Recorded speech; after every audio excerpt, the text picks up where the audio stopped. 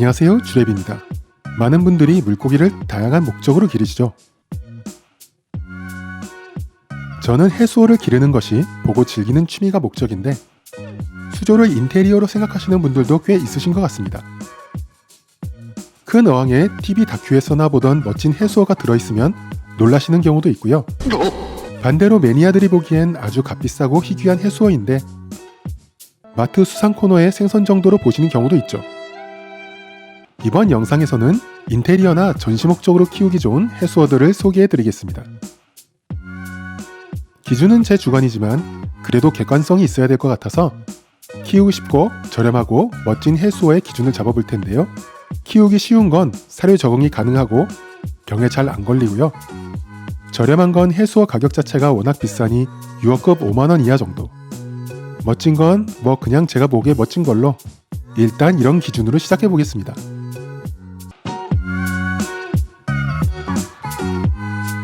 우리말로 솔배간팽, 영어로는 사자와 같은 모습을 하고 있다고 해서 라이언피쉬라고 불리는 멋진 해수어인데요. 장난이 너무 심한 거 아니오? 해수어를 잘 모르는 분도 어항에 라이언피쉬 한 마리 들어있으면 와 하게 되죠. 특히 핀이 아주 멋지게 뻗어있고 화려해서 존재감 최고입니다. 15cm 이상 준성체급 한 마리면 어항이 꽉 차 보이죠. 개인적인 느낌으로는 한 어항에 여러 마리 넣으면 오히려 좀 정신이 없고 90cm 이상 대형 수조에 포인트로 준성어 20cm 이상급 한두 마리 넣으면 가장 멋진 것 같습니다. 보통 매복형 사냥꾼들이 숨어서 가만히 있거나 해서 관상용으로는 좀 효과가 떨어지는 경우가 많은데 라이언피쉬는 원래 야행성이지만 적응하면 낮에도 잘 돌아다니고요. 핀을 세우고 천천히 포스 있게 헤엄치는 모습도 멋지죠. 해수어치고 덩치에 비해 가격도 저렴한 편이고 수질 변화에도 아주 강해서 두자반 수조에서 스키머 없이 3개월에 한 번 정도 한수해주면서 3년을 키웠었습니다. 약간 아쉬운 건 생먹이 적응은 쉬운데 사료 적응에는 시간이 좀 걸리고 인내심도 필요합니다. 그리고 사료 적응 후에도 사료로만 키우는 건 비추합니다. 라이언피쉬뿐 아니라 사냥을 하는 육식성 물고기들이 마찬가지인데요. 육식성 어류는 아무리 좋은 사료라도 아무래도 필수 아미노산 등의 영양 성분이 완벽하지 못해서 장기 사육이 어렵습니다. 몇 달 키우다가 이유 없이 급사하는 경우도 많죠. 사료에 적응해도 한 달에 한두 번 이상은 꼭 생먹이를 주시는 것을 추천드리고요.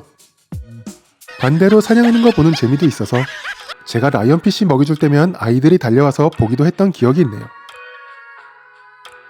주인 알아보고 밥 달라고 쫓아다니기도 해서 키우는 재미도 있는데 먹이 주는 게 재밌긴 하지만 과식으로 인한 폐사나 너무 큰 먹이는 삼키지 못해 죽는 경우도 있으니 이 부분만 조심하시면 해수어항을 꽉 채워주고 전시효과 만점인 멋진 해수어로 강추드립니다.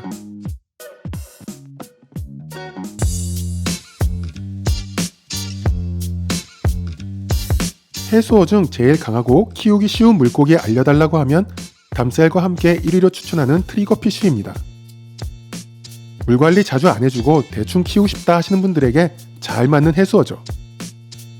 특히 사진에 나오는 피카소 트리거나 크라운 트리거는 화려하고 대중적으로도 잘 알려진 해수어죠.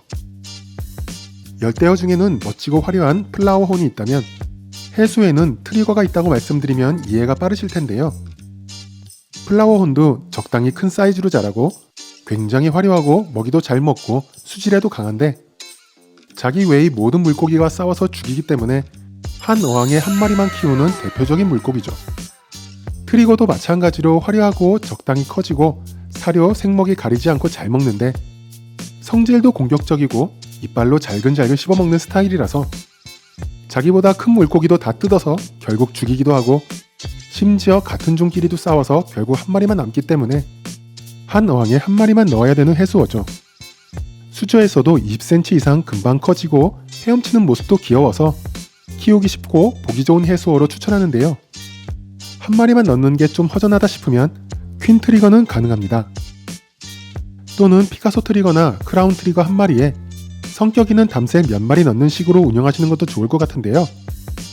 다른 해수어들은 트리거보다 빨라서 피해 다닌다고 해도 스트레스 받아서 먹이를 먹지 못해서 결국 죽을 확률이 높은데 담셀도 작지만 한 썽까라고 질긴 녀석들이라서 90cm 이상 되는 큰 수조라면은 잘 피해 다니면서 이것저것 주워 먹으면서 오래 살아남을 가능성이 좀 높습니다.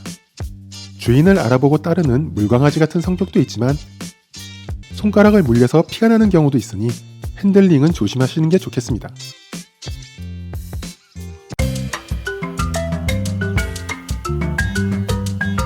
보통 한국말로 발이라고 하는 종류들인데요. 대부분 미터급 대형으로 성장하고 성장 속도도 아주 빠르죠.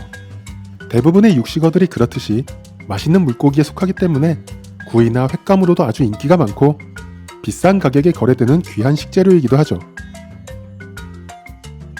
산호초에 사는 종류들은 가정에서 관상어로 키울 수 있을 정도로 너무 대형으로 자라지도 않고 예쁜 종류도 많죠. 그루퍼들의 최고의 강점은 자기 입에 들어가는 움직이는 것은 다 먹지만 한 입에 들어갈 사이즈보다 큰 해수어들에게는 관심이 없어서 다른 종류들과 합사가 가능하다는 건데요. 그리고 움직임이 많은 편이 아니라서 덩치에 비해 큰 수조를 필요로 하지 않지만 많이 먹고 배설량도 많아서 여과력은 굉장히 좋아야 됩니다. 잘 길들이면 사료 적응도 가능하지만 앞서 말씀드린 라이언피쉬처럼 생먹이도 정기적으로 주셔야 오래 키울 수 있습니다. 단점이라면 매복형 사냥꾼이라 활동량이 많지 않아 좀 심심합니다. 먹이 주는데 길들여지면 주인이 오면 밥 달라고 나와서 움직임도 보여주긴 하는데 라이언피쉬처럼 수시로 돌아다니거나 하진 않죠. 그래도 스톤피쉬나 프로그피쉬에 비하면 생동감이 넘치죠. 간지나는 해수어에 아쉽게 탈락한 종류들을 잠깐 소개해드리면요. 보고류가 있는데 트리거와 마찬가지로 한 수조 한 마리 스타일이라 개인적으로는 보고보다 트리거를 좋아해서 아쉽지만 제외했습니다. 박스피쉬류도 예쁘지만 은근히 수질에 민감하고 잔병치레가 많아서 제외했고요. 애니메이션 주인공인 니모도 좋은데 작은 종류라 간지와는 좀 거리가 있는 데다가 니모도 때로 키우면 서로 싸우고 결국 쌍잡힌 두 마리만 남게 되는 단점이 있죠. 곰치는 암모니아를 요소로 바꿀 수 있는 능력이 있어서 수질 변화에 강하고 키우기 쉽지만 일단 가격이 너무 비싸고 사료 적응이 어려워서 제외했고요. 엔젤류나 탱종류는 아시다시피 수질에 예민하고 잔병이 많아서 키우기 쉬운 종이라면 그나마 셀핀탱 정도가 수질에 강하고 빨리 크는 편이라 추천하는 편입니다. 추천드린 해수어 모두 직접 키워본 경험에 의한 내용이라 다른 의견이 있으실 수도 있는데요. 혹시 추천하는 해수어들이 있으시면 댓글에 남겨주시면 저에게도 도움이 될 것 같네요. 재밌게 보셨으면 구독과 좋아요 부탁드리고요. 궁금하신 점은 댓글에 남겨주시면 아는 범위 안에서 답변 드리겠습니다. 감사합니다.